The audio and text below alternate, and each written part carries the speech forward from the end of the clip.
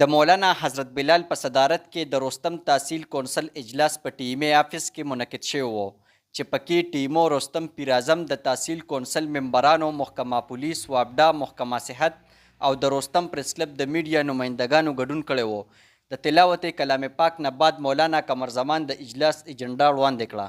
د تحصیل کونسل رستم ممبرانو اعظم خان، فائق زمان، رخسار خان، سید یوسف، اجاز شیخ، رامداد خان، امیر سهیل، سجاد عالم خان، سید منیر او نورو ممبرانو په تحصیل رستم کې د بجلی ناروا لوډ شیډینګ، کم ولټیج، په هر ویلج کونسل کې د ماشو سپری، رستم بازار او رستم سپورټس کمپلیکس کې د سکلو صفا اوبو فراهمي، امن و امان او دغه شان د تحصیل رستم په نورو مسایلو باندې بحث وکړو.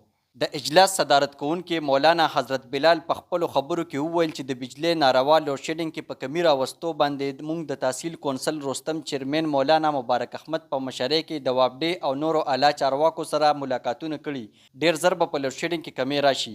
دې زیاته کړه چې په اجلاس کې په ټولو مسایلو د حل لپاره به موږ د تحصیل کونسل رستم چیرمین مولانا مبارک احمد په مرسته باندې کوټلي ګامونه پورته کوو. د کیمرا ټیم سره عمر خاکسار، رستم نیوز، مردان.